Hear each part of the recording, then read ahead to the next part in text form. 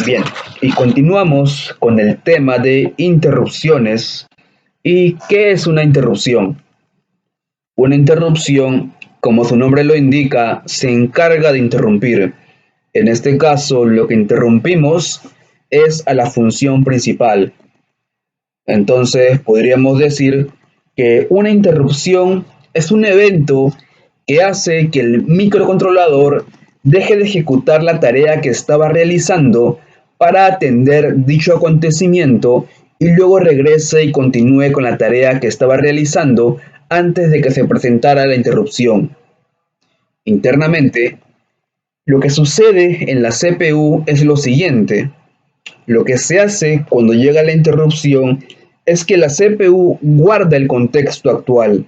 Guardar el contexto quiere decir que estamos guardando la dirección del contador del programa en el stack junto a algunos registros, y una vez que esto ha sido guardado, se atiende a la interrupción. Ese código que da servicio a la interrupción se le llama la rutina de servicio de interrupción, o también conocido por las siglas en inglés, el ISR.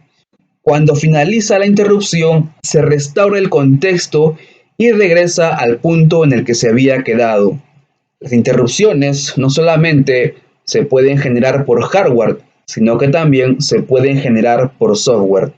La arquitectura ARM distingue entre los dos tipos: las interrupciones originadas por hardware, en la que todos ya conocemos si hemos manipulado un micro de 8 bits, y las interrupciones por software se le conoce como las excepciones.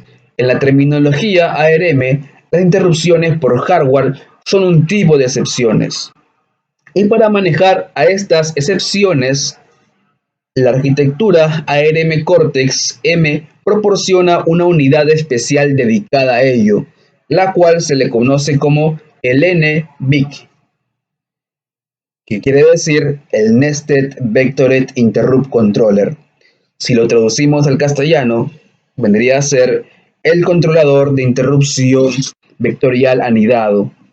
El término anidado quiere decir que las interrupciones en los ARM pueden anidarse. Una interrupción puede interrumpir a otra. Entre las características principales del NVIC tenemos lo siguiente. Tenemos hasta 43 canales de interrupción enmascarable. El término enmascarable quiere decir que las interrupciones se pueden habilitar y deshabilitar mediante programación. Y también posee algunas no enmascarables, las cuales no se pueden deshabilitar de ninguna manera. También tenemos a 16 niveles de prioridad. La prioridad, como todos ya sabemos, es el nivel de jerarquía por la cual se puede interrumpir al programa. Si tenemos dos interrupciones, ¿cuál de ellas se ejecutará primero? Se ejecuta la que tiene mayor jerarquía. En este caso, para determinar quién tiene mayor jerarquía, tenemos que ingresar a la tabla de interrupciones y ahí podemos visualizar quién tiene el mayor nivel de prioridad. El mayor de nivel de prioridad, por lo general, siempre es el que tiene el valor menor asignado en la tabla del vector de interrupciones. Por ejemplo, en un micro de 8 bits, la tabla con el vector de interrupciones era fija. Ustedes no podían cambiar el nivel de prioridad. Sin embargo, en los ARM, la prioridad puede ser configurable.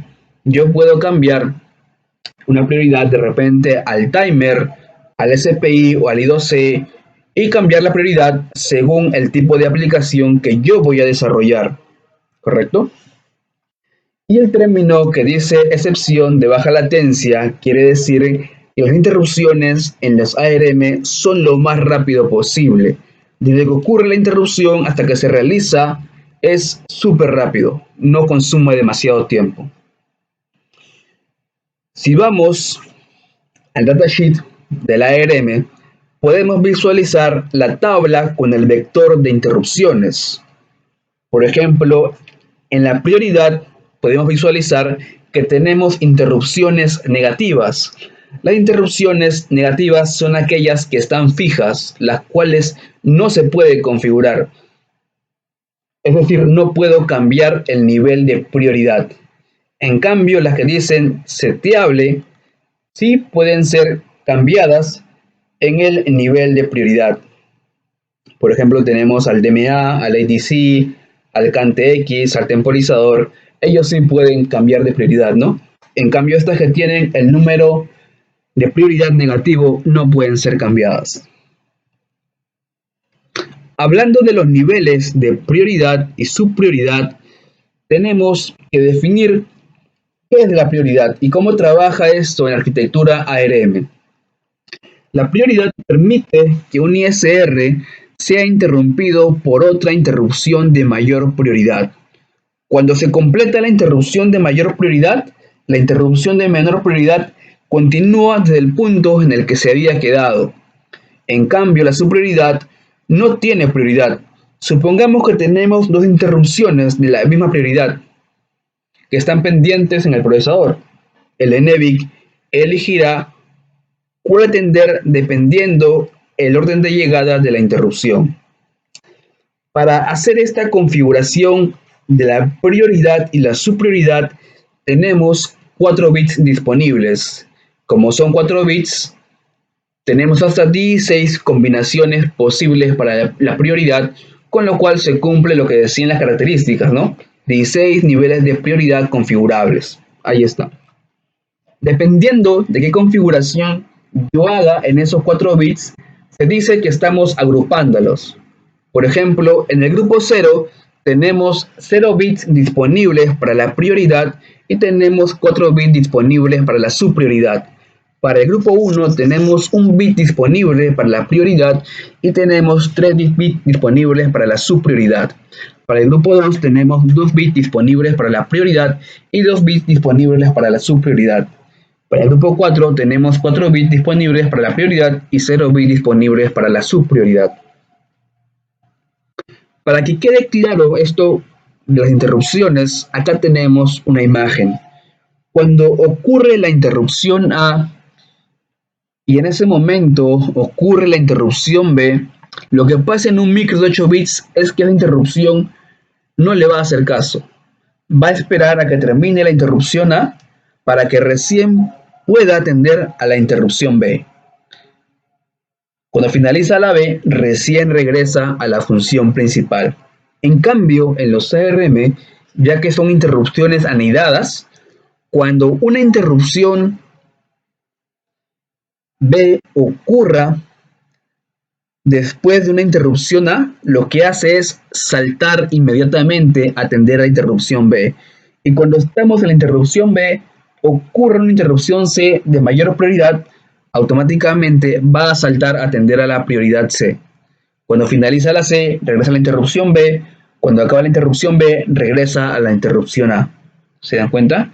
Esa es la ventaja de tener una interrupción anidada. Profesor, ¿y cuándo voy a utilizar esto de interrupciones anidadas? Esto lo vamos a utilizar cuando se vea el tema de sistemas operativos a tiempo real. El sistema operativo a tiempo real utiliza estos cambios de contexto para poder cambiar entre tareas, ¿correcto? Eso ya son términos que vamos a ver cuando lleguemos al tema de sistema operativo a tiempo real. Y aquí he colocado algunas funciones para que ustedes puedan trabajar con el Nested Vectored Interrupt Controller. Por ejemplo, tenemos al HAL NVIC Enable IRQ, el cual se encarga de habilitar la interrupción y como parámetro tienen que pasarle qué interrupción quieren habilitar. Y el HAL NVIC Disable IRQ para poder deshabilitar la interrupción. Si queremos trabajar ya con la prioridad y la subprioridad, tenemos al HAL NVIC Set Priority para poder configurar a la interrupción, asignarle qué prioridad quiere tener y qué subprioridad debe tener. Y para el HAL NVIC Set Priority Grouping, lo que tenemos es que pasarle qué grupo es con el que queremos trabajar. Y en la programación, más o menos, cómo se vería el código sería el siguiente. Tenemos a nuestra función principal. Dentro de ello tenemos a la función NVIC Enable IRQ habilitando la interrupción, en este caso la interrupción externa, y la rutina de servicio de interrupción, el ISR, vendría a ser el siguiente, ¿no? el void HAL GPIO XT callback. Y ese vendría a ser un ejemplo de cómo se trabaja con las interrupciones en los microcontroladores ARM Cortex.